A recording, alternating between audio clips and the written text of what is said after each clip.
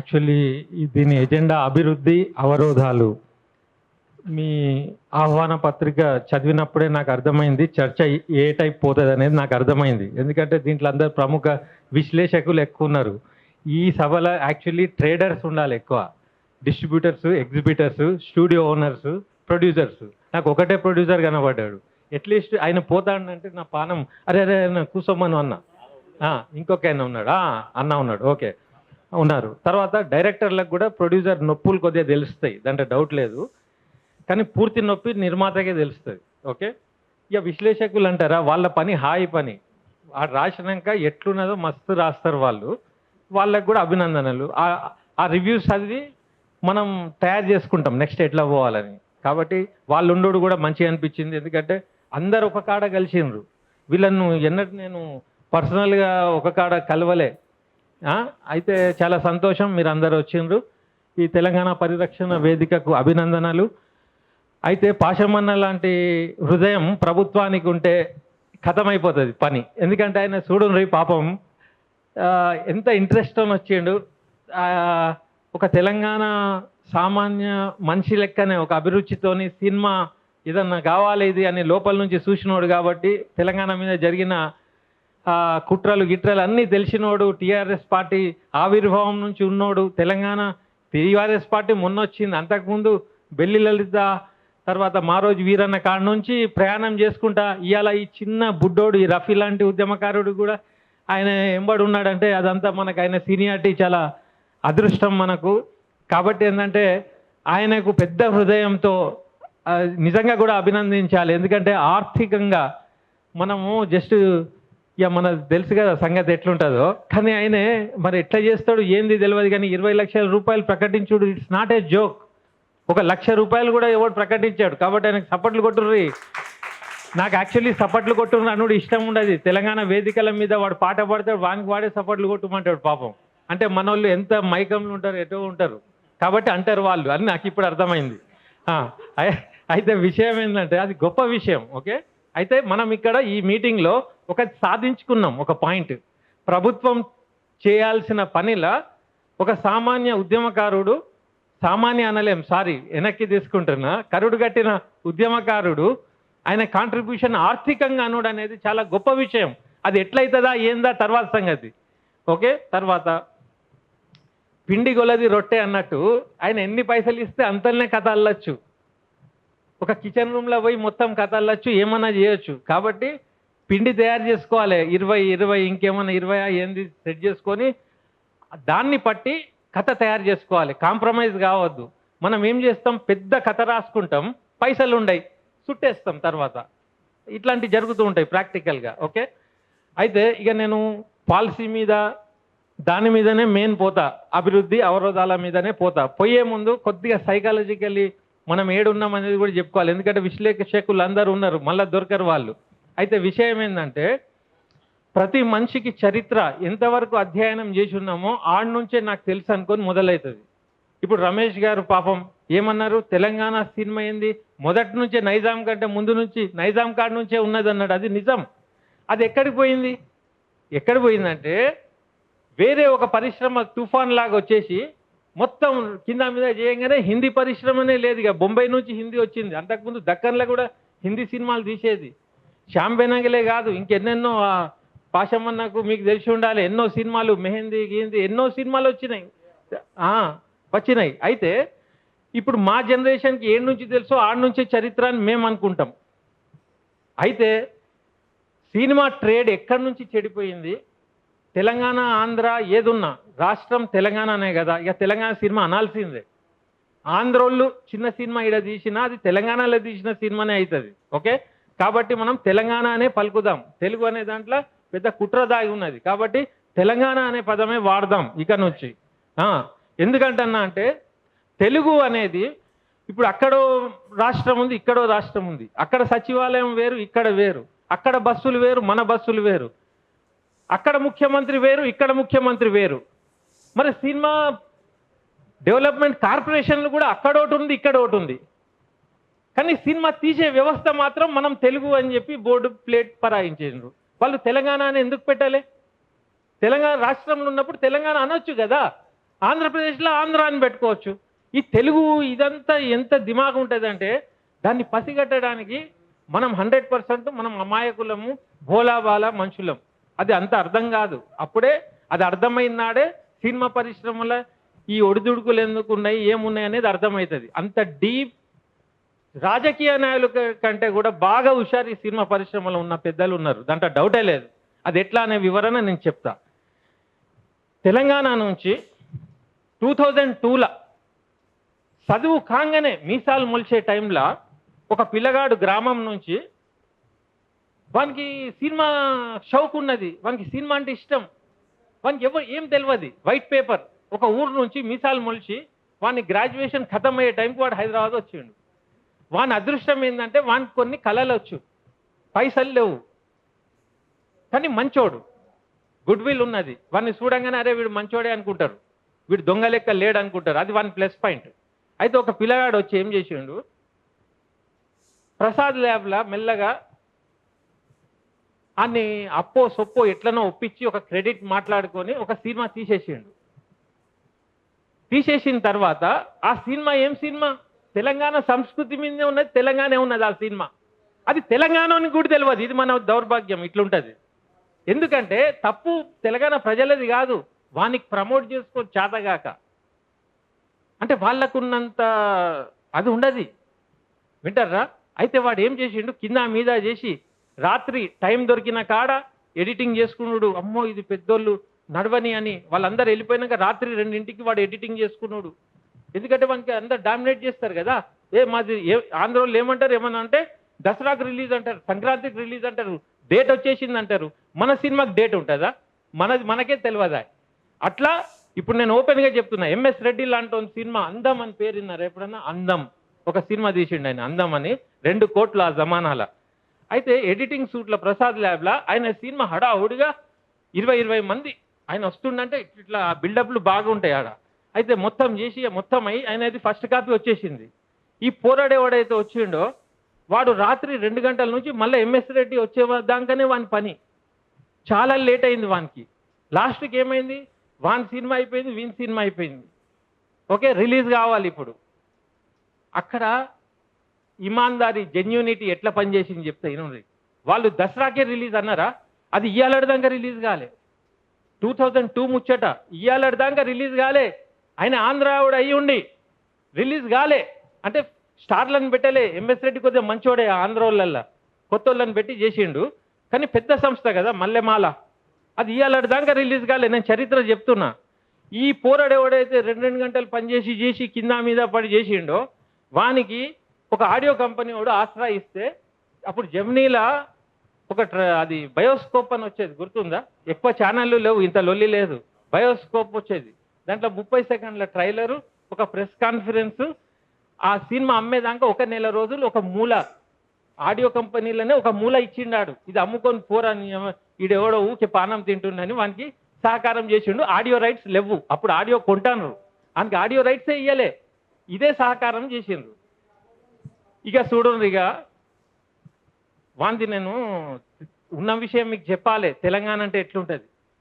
ఒక బండి తెచ్చుకున్నారు, అప్పుడు రీళ్ళ జమానా, ఇప్పుడు డిజిటల్, ఎవడు పడితే ఆడు సినిమా తీయచ్చు. రీళ్ళు ఇట్లా బటన్ దొక్కితే 10,000 రూపాయలు పోతూనే ఉంటాయి. ఇక గుండె గడగడగడగడ అంటూ ఉంటుంది. బాగా ఆలోచించి రిహర్సల్ చేసే పరిస్థితులు. అయితే ఆ టైంలో సినిమా అయిపోయింది, వాడు ఒకటే ప్రెస్ మీట్ అన్నాడు, పాటల ప్రదర్శనాన్ని ఫిలిం ఛాంబర్లో పెట్టిండ్రు. కృష్ణ గారి ప్రెస్ కాన్ఫరెన్స్ పద్మాలయ స్టూడియోలో ఉన్నది. మీడియా మొత్తం ఆడికి వెళ్తుంది. ఒకడు వచ్చిండు, ఇప్పుడు ఇంతకుముందు వచ్చినట్టు ఒకడు వచ్చి, ఏందే అని ప్రెస్ మీట్ మీద ఏంది అని అడిగిండట. ఆయనను అడిగితే, ఏం లేదు సార్, పాటల ప్రదర్శన అన్నారు, ప్రదర్శన చూడండి పోన్రి. అరే మరి తొందరగా వెయ్యి అంటాడు. ఒకడే కూర్చొని, అంత పెద్ద హాల్ బుక్ చేస్తే ఒకడే కూర్చొని, వీడెవడో తెలంగాణోడు బచ్చగాడు అనుకొని అందరట వెళ్ళిపోయినరు. కానీ ఆ తెలంగాణోడు మొండివాడు ఎట్లున్నాడంటే, నా ఆడియో కంపెనీ వాడు 70 మంది అని చెప్పిండు, 70 సమోసాలు చెప్పిండు, 70 మందికి ఛాయ్ చెప్పిండు, నువ్వు ఒక్కని ఎట్లయితావు? వాడు వచ్చేదాకా ఏమన్నాడు ఆడు. అరే వీడు ఎట్లనో ఉన్నాడని చెప్పి మళ్ళీ ఆడియోడు వీడు ఫోన్ చేస్తే, ఆ కృష్ణ గారి ప్రెస్ మీట్ ఫస్ట్ ఈడ టైం ఇచ్చింది కాబట్టి, ఆడియోకి పరపతి ఉంది కాబట్టి మళ్ళీ అందరు వచ్చిండ్రు. పాటల ప్రదర్శన జరిగింది, అది యూత్ఫుల్గా ఉన్నది. ఏమైంది, జర్నలిస్టులు ఇప్పుడు ఉన్నారు, లక్ష్మీనారాయణ వాళ్ళు వీళ్ళందరూ ఇప్పుడు సుబ్బారావు చాలా మంది ఉన్నారు, వాళ్ళు ఇప్పుడు సీనియర్స్ అయిపోయారు, అప్పుడు జూనియర్స్ వాళ్ళు. జర్నలిస్టులు ఈలలు కొడుతున్నారు. ఇప్పుడు మన తమ్ముడు అన్నట్టుగా కంటెంట్ ఉంటే ఎవడైనా ఆస్వాదిస్తాడు అన్నట్టు తెలంగాణ పాటలే ఉన్నాయి, రొమాంటిక్గా ఉన్నాయి, ఈలలు కొడుతుండ్రు, వన్స్ మోర్ అంటుండ్రు. ఇక ఆ పోరానికి ఏమైందంటే ఒకటే దానికి ఇచ్చిండు వాడు పైసలు, మళ్ళోటి ఏమంటే వాని దగ్గర ఏం లేదు, వాడు బిచ్చగాని లెక్కున్నాడు, గడ్డం పెంచుకొని ఉన్నాడు, వాడే రీళ్లు చేస్తుండు, వాడే పోతుండు. డైరెక్టర్ ఏడి అంటే వాడే డైరెక్టర్. ఇది వాని పరిస్థితి, రీళ్లు మోసినోడే డైరెక్టర్. ఈ తెలంగాణ పరిస్థితి. అయితే ఆ తర్వాత అందరు వచ్చేసినాక అది కంటెంట్ నచ్చినాక అందరు కూర్చున్నారు. ఇక కృష్ణ ప్రెస్ మీట్ పోయింది, ఇక దో గంట లేట్ అయిపోయింది. మళ్ళీ వాడు ఉన్నది ఉన్నట్టు చెప్పే అలవాటు కాబట్టి ఎంత బడ్జెట్ అంటే నిజం చెప్పిండు, ఎంత అంటే అన్ని నిజాలు చెప్పిండు. నెక్స్ట్ డే పేపర్లలో ఫుల్ కవరేజ్, వన్ సినిమానే అమ్ముడిపోయింది, ఎంఎస్ రెడ్డి సినిమా లోపలికే ఉన్నది. అంటే నిజాయితీ అనేది, నీకు ఆర్ట్ ఉండి నీకు నిజాయితీ ఉన్నప్పుడు ఏ శక్తి నిన్ను అడ్డుకోలేదు. అయితే తెలంగాణ వాళ్ళ కాడ కానీ ఆంధ్ర వాళ్ళు కూడా పాపం మైండ్ గేమ్తో ఈజీగా ఫిస్లాయిస్తారు. ఎట్లా? ఇప్పుడు వీళ్ళు విశ్లేషకులు ఉన్నారు, వీళ్ళు పాపం సినిమా కూడా చూడరు, కానీ ఎవడో ఒక కిలాడిగాడు ఉంటాడు, ఆంధ్రోని లెక్కున్న తెలంగాణోడు కూడా ఉంటాడు హుషారు, వాళ్ళతో మెదిలి తయారైనోడు. వాడు ఏమంటారు తెలుసా? ఏమున్నది అది ట్రాష్ అంటాడు. అరే ఇంత పెద్ద డైరెక్టరే ట్రాష్ అన్నాక మనం ఎట్లా చూస్తాం అని చూసుడు కూడా బంద్ చేసేస్తాడు, అది ఒట్టిదేనట అని. అట్లా ఉండద్దు. నిజాయితీగా టైం ఇచ్చి, వాడు గరీబోడు కానీ వాడు స్లమ్లకి వెళ్ళి వచ్చినోడు కానీ పోయి 3 గంటలు టైం ఇచ్చి చూడాలి. చూసినాకనే మీరు నిర్ణయానికి రావాలి. ఈ దొంగనా కొడుకుల మాటలు వినద్దు. ఎన్నో చరిత్రలు, ఎంతో మంది జీవితాలు నాశనం అయిపోయినాయి. సినిమా తీయరాక కాదు, వట్టి మాటలతోని గారడీ చేసి ఒకని కీర్తిని తొక్కనీకి 100 నాటకాలు ఉంటాయి. అవి ఏడు నుంచి నేర్చుకొని వస్తారు? ఇదే గుత్తాధిపతుల దగ్గర చంచాగిరి చేసినప్పుడు నేర్చుకుంటే సంస్కృతి ఇది. ఇది తెలంగాణకు ఉండకూడదు. నేను అనేది ఇది డెప్త్గా మాట్లాడుతున్నా. ఎందుకంటే వాళ్ళ లెక్కనే మనం బద్మాష్ గాళ్ళము, తొక్కుడు లేపుడు ఇవన్నీ మనకెందుకు? మన తమ్ముడు మంచి టాలెంట్తో తీస్తే వాడిని అభినందించాలి, వాడిని అలై చేసుకోవాలి, వానికి మనోధైర్యం ఇవ్వాలి. మన పక్కోన్ని మనం తొక్కుడు అనేది తెలంగాణ సంస్కృతి ఉండకూడదు. ఇది బేసిక్ పాయింట్. ఇది లేనిది తెలంగాణ ఇండస్ట్రీ వచ్చినా వేస్టే, మళ్ళీ గదే కంపులాట అవుతుంది. అందుకే నేను రాగానే ఇక్కడ 3 పెద్ద కుర్చీలు ఉండే అనుకోకుండా తీసేయండి మనం అంటే ధన్యవాదాలు, నా మాట విన్నాడు అనగానే అరే బాగుందన్నా అని ఆ కుర్చీలు తీసేసిండు. లేకుంటే ఇవాళ నేను కూడా పెద్ద కుర్చీలో కూర్చొని మాట్లాడేటోని. ఎందుకు ఆ కుర్చీలో కూర్చుండు? నాకేం దమ్ముంది? నా సినిమా తీస్తే నాకే థియేటర్లు దొరకని పరిస్థితిలా ఆ కుర్చీలో కూర్చొని నేను ఏం న్యాయం చేస్తా తెలంగాణ సినిమాకు? తెలంగాణ సినిమా పాలసీ సాధించినాక కూర్చుందాం కుర్చీల మీద. ఈ సంస్కృతి మనకు రావాలి. ఒక పెద్ద మనిషి ఆయన ఈడ కూర్చోవాలి. కానీ ఆయన ఉదార స్వభావం చూడండి ఎట్లున్నది. ఆయనకి ఇంత కించు ఈగో కూడా కనపడతలేదు. అది కావాలి తెలంగాణకు ఆదర్శం. రేంజులు, నేను ఇది, వీడు పెద్ద హీరో, వాడు వస్తుండు, వానికి బాడీ గార్డులు. ఎందుకే బాడీ గార్డులు? నువ్వు లంగవా? నీకెందుకు బాడీ గార్డులు? అసలు నువ్వు బయటికి ఎందుకు వస్తావు? వ్యక్తి పూజ బంద్ చేయాలి. మన దాంట్లో కంటెంట్ మీద పోవాలి, కానీ ఒక వ్యక్తి పూజ, మళ్ళా వాడు వాని కొడుకు, ఈ సంస్కృతి తెలంగాణకు ఉండద్దు. ఇవన్నీ పాయింట్స్ ఎవరు చెప్పరు, నేను అనుభవించినా కాబట్టి చెప్తున్నా. ఆ 24 ఏళ్ల పోరాడు ఎవడైతే వచ్చిండో వాడే ఈ రఫీ. కానీ వాడు ఈడని ఎవరికి తెలియదు. మీరందరూ ఇంకెన్నాళ్ళు నా ఫస్ట్ సినిమా అనుకుంటారు. కరెక్ట్, ఈయన సినిమావుడు కాబట్టి తెలుసు. తెలంగాణ ఉద్యమంలో నేను యాస్టకు వచ్చి వీళ్ళతో కష్టమని, ఈ కంపుల పొల్యూషన్లో ఉండలేమని చెప్పి మళ్ళీ నేను కన్స్ట్రక్షన్ ఫీల్డ్లోకి వెళ్ళిపోయినా. మళ్ళీ తెలంగాణ ఉద్యమం వచ్చినప్పుడు నా క్రాఫ్ట్మెన్షిప్ ఉన్నది, నా టాలెంట్, నేను మామూలుని కాదు, ఫుల్ టాలెంట్ కానీ నేను చెప్పగలుగుతా. ఎందుకంటే 24 ఏళ్లలోనే నేను పాటలు రాసి పాడి చేస్తే ప్లాటినం డిస్క్ అయి ఏ ఆటోలో చూడని ఆ టైంలో క్యాసెట్లు ఉండే. గుంటబలే గుందిరా, కలకత్తా కిల్లిరా, చింతకాయ పులుపురా, కసిరేపే వలపురా, దాని వయ్యారాలే నా ఎదలో అలజడి రేపే. ఇది నా హిట్ పాట. అప్పుడు చూసిన రఫీకి గుర్తుపడతలేరు, అంతే తేడా. కాబట్టి నా డబ్బా నేను ఎన్నడూ కొట్టుకోలే కాబట్టి ఇంకెన్నాళ్ళే అని చెప్పుకుంటా తిరిగిన నేను. ఈ పోరగాని సినిమా చూసి నెల్లూరు రెడ్డి ప్రియా సిమెంట్స్ ఓనర్ పిలిచి సన్మానం చేసి అవును నిజమే అనే సినిమా నాకు ఇచ్చిండు. తెలంగాణ నుంచి చిన్న వయసులో ఒక ఆంధ్రోని దగ్గర నేను సినిమా దొబ్బగలిగిన. నాకు తెలివి లేక కాదు, హుషారు కాదు. తర్వాత ఏమైంది? మధురం సినిమాలో 15 లక్షల రూపాయలు సంపాదించిన నేను, టేబుల్ ప్రాఫిట్. నెల్లూరు, గుంటూరు వైజాగ్ అన్ని అమ్మిన నేను. తర్వాత ఎందుకు తీయలే సినిమాలని అడుగుర్రి. ఆ టైంకి గుత్తాధిపతులు వచ్చేసిండ్రు. అప్పుడు ప్రతి జిల్లాలో డిస్ట్రిబ్యూటర్లు ఉండే, ఎగ్జిబిటర్లు థియేటర్ ఖాళీ ఉంటే ఎన్ఆర్ఐల కోసం పైసలు ఇచ్చి కొనేటోళ్ళు. నా టెక్నిక్ ఏముండే తెలుసా? ట్రేడ్లా తమ్ముళ్ళకి అర్థం కావాలి. ఆ ఒక వీక్ ఉంటుందా, నా పబ్లిసిటీ మొత్తం 15 రోజులే. ఫర్ ఎగ్జాంపుల్ 20th నాడు సినిమా రిలీజ్ అనుకో, నేను పోటీ ఎవరితో పడేది తెలుసా? చిన్న సినిమాలు ఎవడెవడొస్తారో చూసి దాంట్లో వింది బెస్ట్ అనిపించేది అంతే. వాళ్ళందరూ నా దగ్గరికి వచ్చి నేను పైసలు సంపాదించుకొని ఇంటికి పోయేది, చక్కగా హుస్నాబాద్ పోయేది. ఓకే, ఇట్లా నేను 2 సినిమాలు అమ్మగలిగిన, పైసలు సంపాదించగలిగిన, సక్సెస్ని టేస్ట్ చేసిన, ఆడియోతోని నాది బాగుందని. ఇలా శంకర్ గారు రాలే, ఆయన నన్ను ఆంధ్రప్రదేశ్ ఉండే అప్పుడు ఆంధ్రప్రదేశ్ రెహమాన్ అని చెప్పి భరద్వాజతో నాకు ఫోన్ చేపించి పిలిపించి ఆయన ఒక లవ్ స్టోరీ తీస్తే సంపత్ నందిని డైలాగ్ రైటర్గా, నన్ను మ్యూజిక్ డైరెక్టర్గా సైన్ చేయించుకున్నాడు. తర్వాత సినిమా కాలే, అది వేరే సంగతి. ఆయన అనేటోడు, ఇవన్నీ బంద్ చేయి రఫీ, నువ్వు వట్టిగా మ్యూజిక్ డైరెక్షన్ మీద కాన్సన్ట్రేట్ చేయి అన్నాడు. ఇది తెలంగాణ పోరని చరిత్ర. ఆయన ఎడ్డోడు కాదు కదా, ఆయన అంత సినిమా కోట్లతో తీసి నన్ను పెట్టుకొని ఎందుకన్నాడంటే పాటలు సక్సెస్ అయినాయి కాబట్టి, తెలంగాణ బాణీలు సక్సెస్ అయినాయి కాబట్టి. అది తెలంగాణ సినిమానే. ఓకే, అది అయిపోయింది. అయితే నేను ఇది ఎందుకు చెప్పాల్సి వచ్చింది? నా వైఫల్యం, నేను ప్రమోట్ చేసుకోలేకపోయినా, నేను గ్యాప్లు ఇచ్చినా, నేను దీంట్లో ఇమడలేకపోయినా నాకు కష్టమైంది. చిన్న వయసు, పైసలే కష్టం ఉంటాయి. తెచ్చి కింద మీద పడి ప్రసాద్ ల్యాబ్లా పైసలు ఇచ్చినాక వాళ్ళు నాకు ఇచ్చేది వాపస్. డిస్ట్రిబ్యూటర్ల కాడ నేను పైసలు తీసుకోకపోయేది. ల్యాబ్లో కట్టుంది, వాటి బాకీ ఉన్నా మొత్తం ఇచ్చేసి తర్వాత నాకు పైసలు ఇచ్చేటోళ్ళు. నాగినేడు గారిని ఇప్పటి కూడా నేను గుర్తుపెట్టుకుంటా, జనరల్ సెక్రటరీ ఉండే. ఆయనే నాకు చెక్ మీద ఇట్లా ఏమంటారు, అకౌంట్ పే కొట్టుడు కూడా తెలియదు, క్రాస్ చెక్ అది. కాబట్టి తెలంగాణ సినిమాకు, తెలంగాణ కళాకారులకు, తెలంగాణ టెక్నీషియన్లకు ఎందుకు ఎదగలేకపోయిందనేది నా అంత మంచిగా ఇవ్వని తెలియదు. అయితే ఇప్పుడు ఉన్నారు తెలంగాణ డైరెక్టర్లు ఉన్నారు. ఇప్పుడు నేను పాయింట్కి వస్తున్నా, వాళ్ళకి అధికారం ఉన్నదా? ఉన్నారు, పేరుకు తెలంగాణలో పుట్టినరు, అవకాశం దొరికింది. కానీ సినిమాలో ఏం పెట్టాలి, ఏం తీయాలి, ఏ హీరోను పెట్టాలి, ఎప్పుడు రిలీజ్ చేయాలి, ఏ డేట్ పెట్టాలి, ఇదంతా కూడా నిర్ణయం చేసే శక్తి తెలంగాణ వాళ్ళకి రాలే. ఆ నిర్ణయాత్మక శక్తి మనకు రావాలి, డిక్టేట్ చేసే శక్తి మనకు రావాలి, నిర్మాణం స్వయంగా చేసే శక్తి మనకు రావాలి. వాళ్ళ ఛాయలు అవసరం లేకుండా తీయగలిగే హోదా, లెవెల్ మనకు రావాలి. ఎట్లొస్తుంది అది? ఎట్లొస్తుంది అంటే, ఇప్పుడు గుత్తాధిపతులు 4-5 ఉన్నారా, మనకో గుత్తాధిపతి కావాలి. అదేం సార్, వాళ్ళ గుత్తాధిపతులు అదే రాంగ్ అంటారు, మీకు గుత్తాధిపతి ఏంది? మన గుత్తాది గిల్రాజు అదంతా కాదు. గుత్తాధిపతులు మనకు కావాలి. ఆ గుత్తాధిపతి ఎవడో చెప్తా. తెలంగాణ ప్రభుత్వం, మనం తెలంగాణ భూమిపుత్రులం.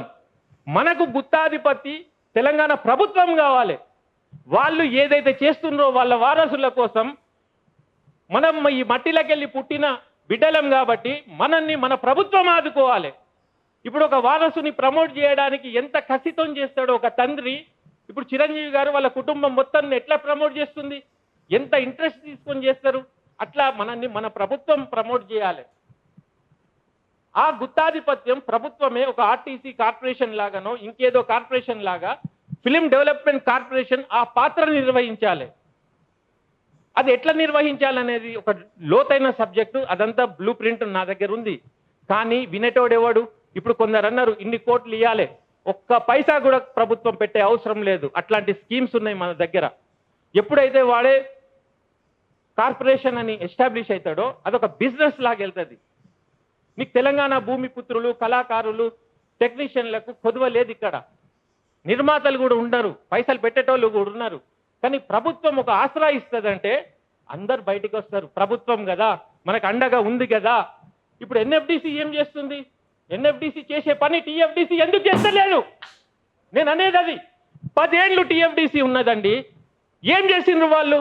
ఒకడు ఎన్ఆర్ఐ వచ్చి చైర్మన్ అని కూర్చొని వాడు వట్టి ఆ పైసలు మెక్కి పండికి ఒక్క లెక్క తిని వెళ్ళిపోయిండు. కానీ వాడు ఏం చేసిండు? వాని చరిత్ర ఏముంది? రామ్మోహన్ రావు ఫస్ట్ ఎఫ్డిసి అయిండు, ఆయన చైర్మన్ అయిండు. ఆయన ఎవరు? డిస్ట్రిబ్యూటర్. మరి ఆయన ఏమన్నా చేయనుండే? ఆయన ఇండస్ట్రీ గురించి అన్నీ తెలుసు. తెలంగాణ పిల్లగాడు మనిషి ఆయనే. మరి ఆయన ఏం చేయలే. ఇంకో పెద్ద ఐరనీ ఏం తెలుసా, అసలు కార్పొరేషన్ ఎత్తేద్దాం అనుకున్నది గవర్నమెంట్. ఉద్యోగస్తులు నాకే ఫోన్ చేసిండ్రు అప్పుడు. చేస్తే 200 మంది తెలంగాణ సినిమా ప్రొడక్షన్ ఫోరం జనాలు మొత్తం 10 జిల్లాల నుంచి వచ్చి మాప్ ధర్నా చేస్తే చంద్రవదన్ ఉండే మొత్తం చెమటలు బట్టి 2 నెలల్లో ఎఫ్డీసీ వేరైంది. ఎఫ్డీసీని సాధించుకోగలిగినాం కానీ దాంతో పని చేపించలేకపోయినాం. ఇప్పుడు ఒక ఆశ ఏం చిగురిస్తుందంటే, ఇప్పుడు రాసేటోళ్ళు కూడా ఉన్నారు, జర్నలిస్టులు కూడా ఉన్నారు, డైరెక్టర్లు కూడా ఉన్నారు. ఇప్పుడు ప్రేమరాజు ఉన్నాడు, నేను చెప్తా ఆయన గురించి. మేము అన్ని సంఘాలు పెట్టినాక ఒక కారణం వల్ల, ఆ కారణం ఎవరిని తెలియదు, మొత్తం నిర్వీర్యం అయిపోయినాయి. కార్మిక సంఘాలను నువ్వు వదలకుండా వాళ్ళు ఎంబడి ఉండు నడువు అని ఆయనకు చెప్పి, నేను మాస్ సంఘం అని చెప్పి అన్ని జిల్లాలు తిరిగి మొత్తం మనుషులను మొబిలైజ్ చేసి దీన్ని చేయి జారకుండా ఉండాలని చెప్పి దాన్ని కాపాడుకునే ప్రయత్నం బాగా చేసినాం, చాలా కష్టపడ్డాం. కాబట్టి ఎఫ్డీసీ ఆడ మిగిలించగలిగినాం. 2000 ఎకరాల ఫిలిం సిటీ అని అనౌన్స్ చేస్తే వీళ్ళే సాక్ష్యం. 2000 ఎకరాలు ఇటుపోతాయా అటుపోతాయా, తెలంగాణ వాళ్ళ పని గడ్డి పీకి నీళ్లు పోసుడా, లేకుంటే మేము కూడా స్టూడియోలు కట్టుడా?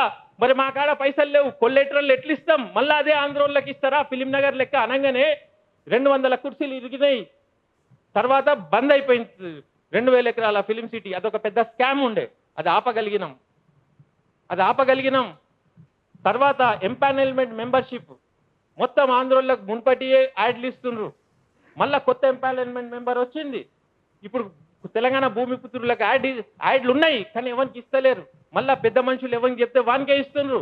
ఇదంతా పని చేయాల్సిన పనులు ఉన్నాయి. నేను డెప్త్గా ఎందుకు చెప్తున్నా అంటే, ఇవన్నీ బయట వాళ్ళకి తెలియదు, ఇంత లోతుగా స్కామ్లు జరుగుతున్నాయి.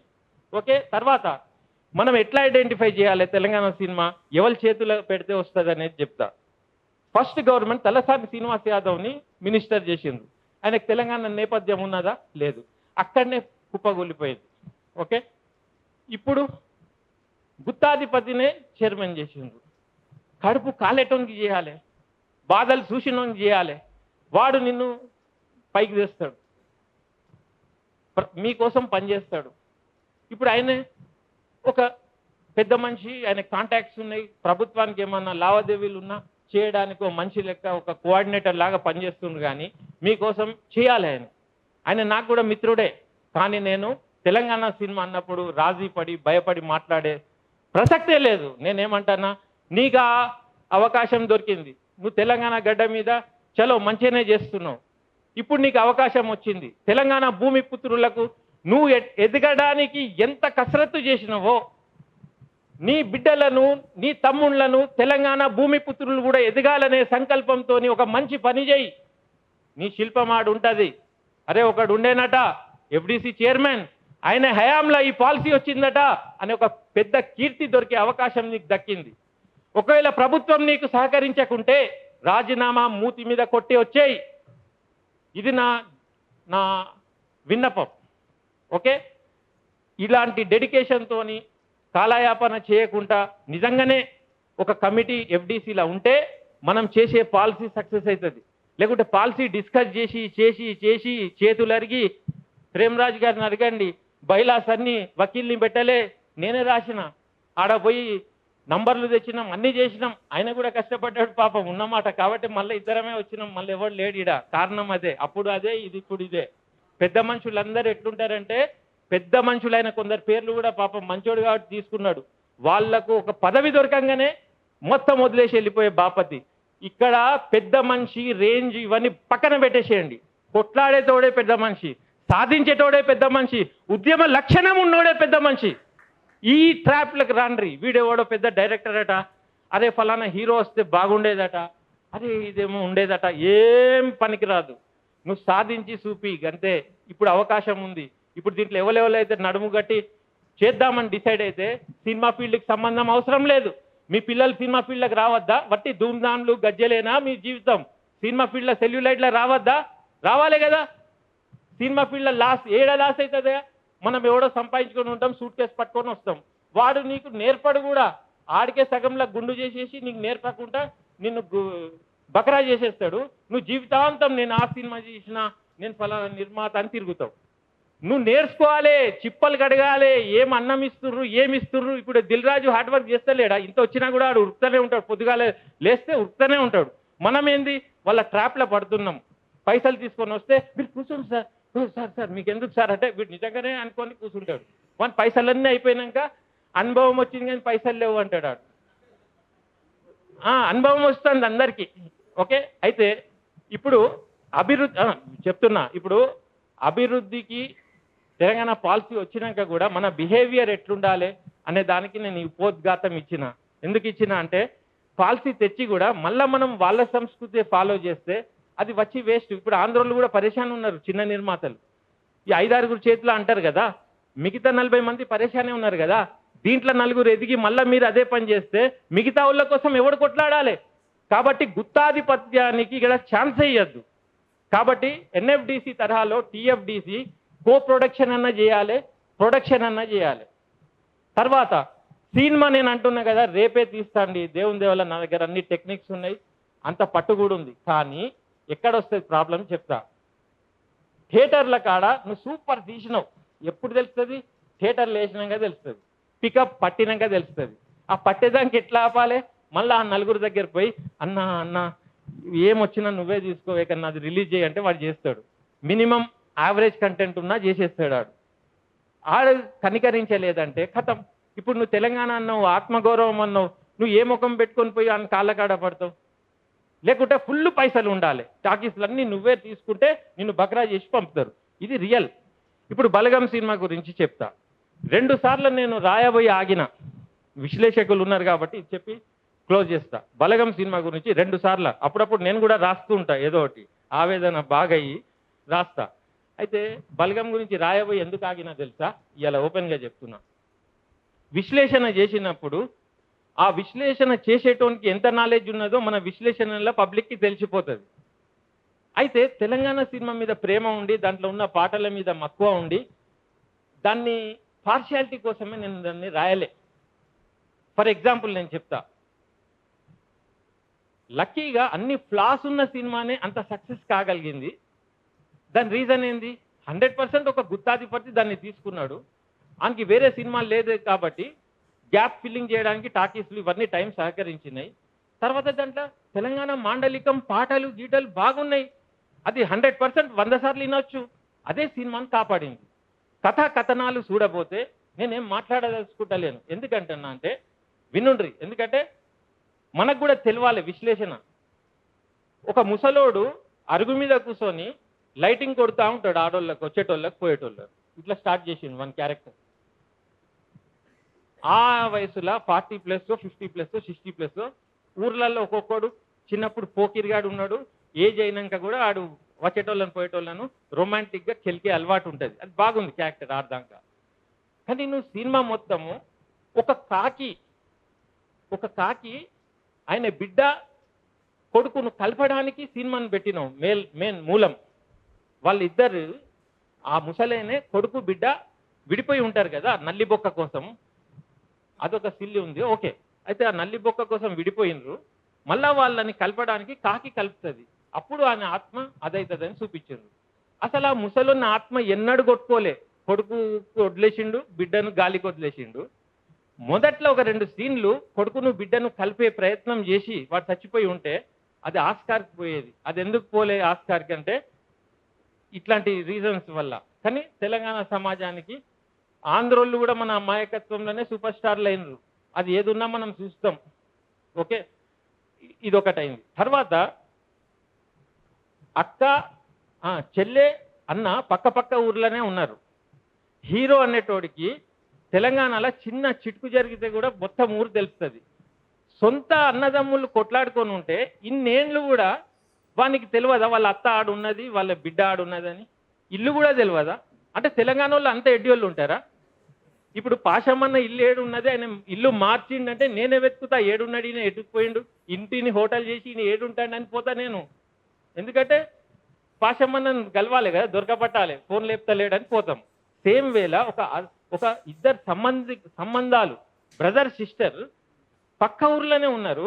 హీరో గాడిది అవుతాడు, వాడు ఇంకా అదే ఫస్ట్ టైం పోతుండు, ఇల్లు వెతుక్కుంటా పోతుండు. అర్థమవుతుందా? అయితే ఇవన్నీ నేను ఎందుకు చెప్తున్నా? తర్వాత ఇంకా ఇంటెలెక్చువాలిటీ ఆలోచిస్తే ఈ కాకిది ఏంది? అదొక మూఢనమ్మకం. దాన్ని నేనేమన్నా కథ ఏదన్నా పెట్టుకోవచ్చు. కథ ఏదన్నా పెట్టుకోవచ్చు, కానీ అభ్యుదయ భావం గల్లవాడు ఆ కాకి ఏందంటాడు ఇంకా, కానీ మనం ఏమనం, అదే ఒక కథ పెట్టుకున్నాడు.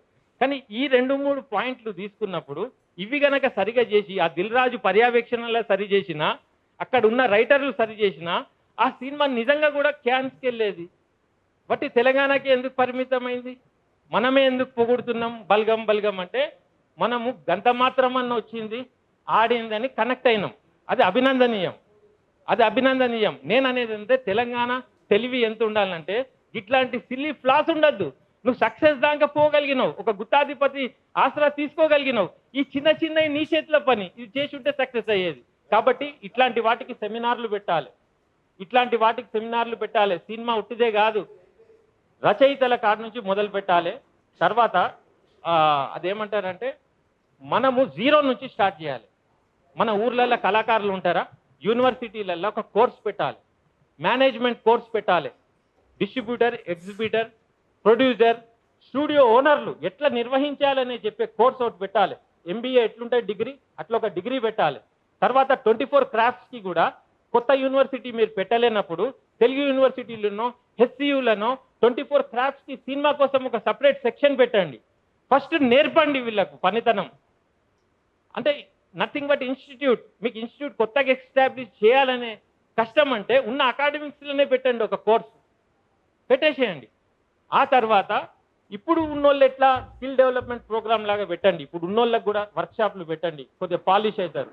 ఆ తర్వాత ఎవడు సినిమా తీసినా తెలంగాణ సంస్కృతి సాంప్రదాయాలతోని, తెలంగాణ సంస్కృతి సాంప్రదాయాలు ఉండాలంటే తెలంగాణ కళాకారులనే పెట్టాల్సి వస్తుంది. తెలంగాణ నిర్మాతలు నిర్మించిన సినిమాలకు థియేటర్లలో చోటు దక్కాలి. అది లేనప్పుడు అదేదో పెట్టిన కదా రైతు వేదికల రూమ్లలాగా కట్టిండ్రు. గట్లాంటి మినీ థియేటర్స్ కట్టిన బస్టాండ్ల మీద మనకు ఆందోళనతో సంబంధమే ఉండదు. వాళ్ళు హై ప్రైస్ రేట్ పెడతాడు, నా రేంజ్ అనుకుంటా వాడు విర్రవీగిపోతాడు. మనం తక్కువ రేట్తోని, తక్కువ ఎంటర్టైన్మెంట్తోని గవర్నమెంట్కి పైసలు వచ్చేటట్టు, తీసినోనికి వచ్చేటట్టు చేసుకొని అడ్డగోలు సంపాదించవచ్చు. అప్పుడు మన సినిమా బలగం లాగా కనెక్ట్ అవుతుంది. వాడిని బూటకప్ సినిమా దానికి ఏం పోతామని మనం పబ్లిక్ అంతా వాడిని ఊర్లోనే చూస్తుంది, సిటీ దాకా కూడా రాదు. ఇట్లా ప్రత్యామ్నాయాన్ని మనము ఎస్టాబ్లిష్ చేయాలి. ఇట్లాంటివి బోలెడని ఉన్నాయి, కానీ ఇది ఎవడినాలే? ఎందుకు వినారంటే వాళ్ళు చందాలు ఇస్తారు, వాళ్ళు ఆర్థికంగా బలపడిన వాళ్ళు. ఇప్పుడు మీరు అన్నారు ఎవరో మోహన్ బాబు బొకే తీసుకొని పోయిండు, అది ఏంది స్టోరీ? అక్కడ సోనియా గాంధీతో మీటింగ్ ఖతం చేసుకొని వచ్చేటప్పుడు ఆడ హోర్డింగ్లు అన్ని ఆంధ్రోళ్ళు పెట్టిండ్రు, ఆ ర్యాలీ మొత్తం ఆంధ్రోళ్ళు స్పాన్సర్ చేసిండ్రు. ఎందుకు? ఇప్పుడు తెలంగాణ వచ్చినాక మా పునాదులు కదులుతాయి కాబట్టి ఫస్టే మనం ఫండింగ్ చేసేస్తే ఖతం అని. ఇది లోపలి విషయాలు. ఇప్పుడు వచ్చింది గవర్నమెంట్, ఇప్పుడు ఏం చేస్తుంది? ఏమన్నా చేస్తుంది అనుకుంటారా? ఏం చేయదు. ఎందుకు చేయదంటే వాళ్ళకు కూడా ఏం తెలియదు. వాళ్ళు ఊర్లకెళ్ళి వచ్చిన వాళ్ళే, వాళ్ళు ఎవరితోనేం కాదు. మీకు ఏమైనా పోస్టులు గీస్టులు కావాలంటేనే సైలెంట్ ఉంటారు. పోస్ట్ ఎందుకే మనకు మొత్తమే ఆగంగా. కాబట్టి గట్టిగా అడగాలి, అడిగితే వింటారు. ఇప్పుడు గద్దర్ అవార్డులల్లా ఎవరో అన్నారు, జయసుధ హెడ్, జీవిత నెక్స్ట్ హెడ్, మురళీమోహన్ ఇంకో హెడ్. నేననేది తెలంగాణ తెచ్చుకున్నది మనం అధికారం, మనం పెత్తనం చేయడానికి కానీ మళ్ళా కింద అణిగి ఉండడానిక? రేపు వీళ్ళకి తెలంగాణ సంస్కృతి అర్థం కానప్పుడు, తెలంగాణ సినిమాలు అప్లికేషన్లో వచ్చినప్పుడు ఇది ఏందో అర్థం కాక వాళ్ళు ఆగం గారా తెలంగాణ సినిమాలు చేయాలి. నేను అదే అంటానా. నేను అనేది ఏంటంటే చేయాలి. ముందు ఇప్పటికే కానుండే కొంపలు మునిగిపోయినాయి, ఆల్రెడీ స్క్రీనింగ్ నడుస్తుంది. నేను అనేది అట్లీస్ట్ మన వాయిస్ అని వెళ్ళాలి. నేను అనేది ఏంటంటే Gaddar award designing కమిటీలా Raghavendra Rao, Suresh Babu design చేస్తారా? మీకు తెలివి జ్ఞానం లేదా? మీకు రాదా? తెలంగాణ సంస్కృతి మీకు తెలియదా? గద్దర్ అన్న మీకు తెలియదా? ఎట్లా డిజైన్ చేయాలో విచక్షణ జ్ఞానం లేదా మీకు? నేను అనేది ఏంటంటే ఆ కమిటీలో తెలంగాణ వాళ్ళు ఎట్లున్నారు బయటికి రానుండే. అప్పుడు గవర్నమెంట్ చక్కగా కాదా? ఈ గుణం ఉన్నోళ్ళు ఉండాలి కమిటీలల్లా. ఇప్పుడు ఆ డిజైన్ చేసే దాంట్లో మీరు ఉండకపోదురా? ఇంత రాస్తుండ్రు, ఇన్ని రాసిండ్రు, మీరు దాంట్లో కూర్చుంటే ఇట్లుండాలి అట్లుండాలి అని చెప్పలేరా? నేను అనేది అది. బుద్ధిజీవులను వాడుకోవాలి కదా. వాడుకోకుండా ఎవరినో పెడితే ఏం డిజైన్ అయిందో మనకు తెలియదు. ఇప్పుడు అవార్డులు ఎవరికి వస్తాయో తెలియదు. అది అయితే విన్నారా? అయితే ఇవన్నీ ఇంకా వస్తాయి విమర్శలు. నేను అనేది ఏంటంటే ఇప్పుడు మనకు జ్ఞానోదయం ఏంటంటే మనం చూసి చూడనట్టు అయ్యో కానీతి ఏమవుతుందో అనుకుంటా 11 ఏళ్ళు కాలయాపన చేసినాం. ఇంకా ఇట్లనే అంటే ఇట్లనే పోతుంది. నేను అనేది ఏంటంటే తెగించి వాయిస్ అన్ని ఇద్దాం గట్టిగా. వాని పోస్ట్ వద్దు, వాని అవార్డు వద్దు, ఏదొద్దు. ఫస్ట్ న్యాయం జరిగేదాకా గట్టిగా మాట్లాడదాం. ఇదే మనకు అవార్డు, ఇదే మనకు సాధనకు ఒక మార్గదర్శకంగా తీసుకోవాలి. ఈ వేదిక మీద అవకతవకలు జరగడానికి ఆపడానికే కదా మీ వేదిక. తెలంగాణ పరిరక్షణ సమితి, రక్షించండి. తెలంగాణ ఆగమైతుంది, రక్షించండి. మీతో మేమున్నాం. Thank you.